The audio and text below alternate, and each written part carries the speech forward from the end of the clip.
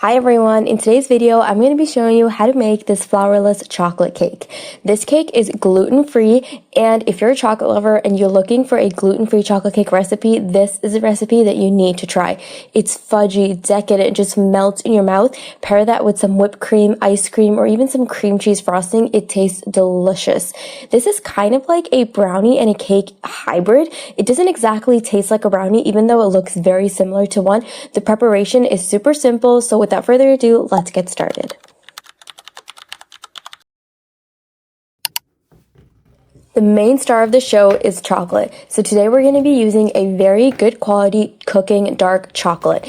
This is also known as couverture chocolate, and it's chocolate that's made for baking. So it's very rich and has an amazing flavor. Since the flavor of your cake is mostly going to come from the chocolate, I highly recommend using a very high quality one.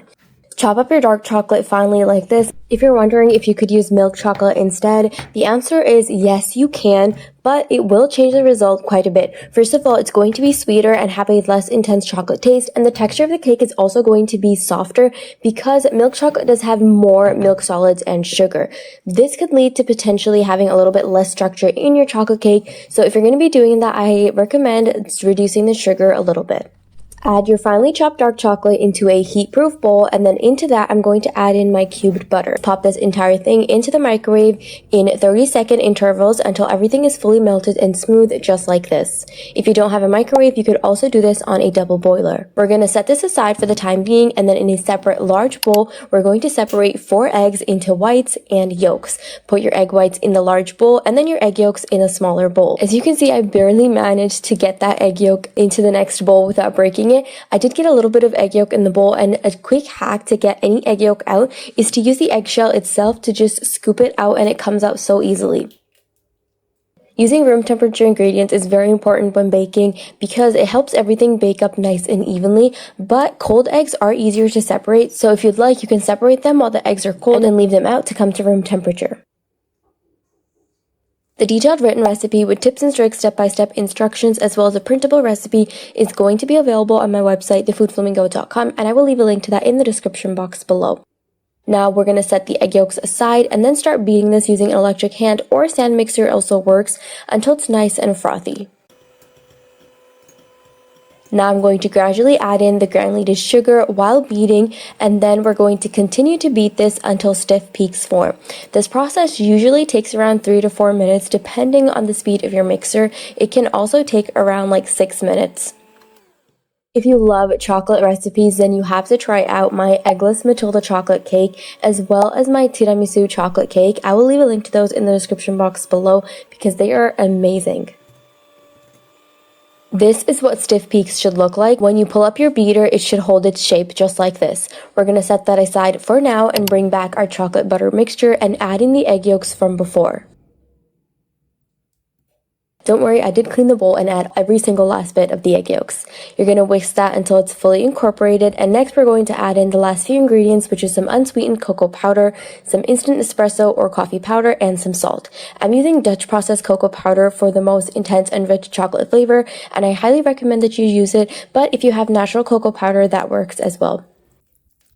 Give that a whisk until it's fully incorporated, and this mixture will be a little lumpy and thick. This is completely normal.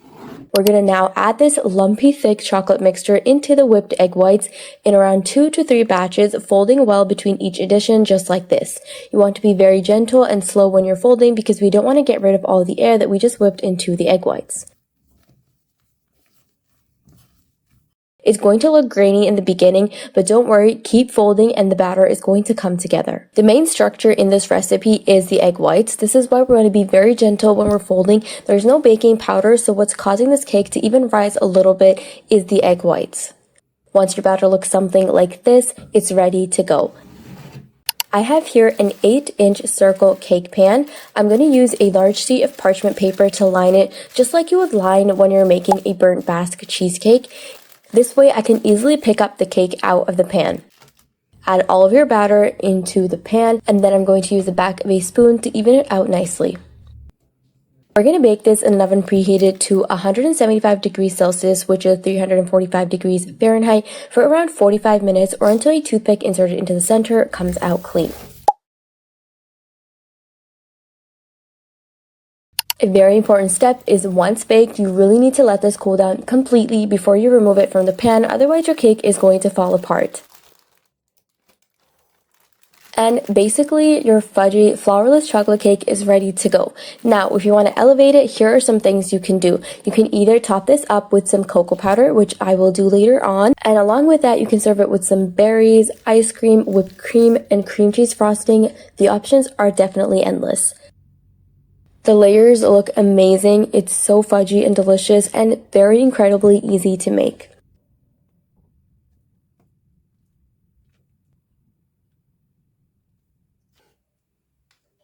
Look at that slice. Isn't it perfect? I served this with a side of some cream cheese, whipped cream frosting that I had left over from a different recipe, and some chocolate sauce. It looks amazing, just like a dessert you would get at a restaurant. If you make this for someone, they are not going to believe that it's made with such simple ingredients and that you made it yourself in under 30 minutes. Not including the baking time, of course.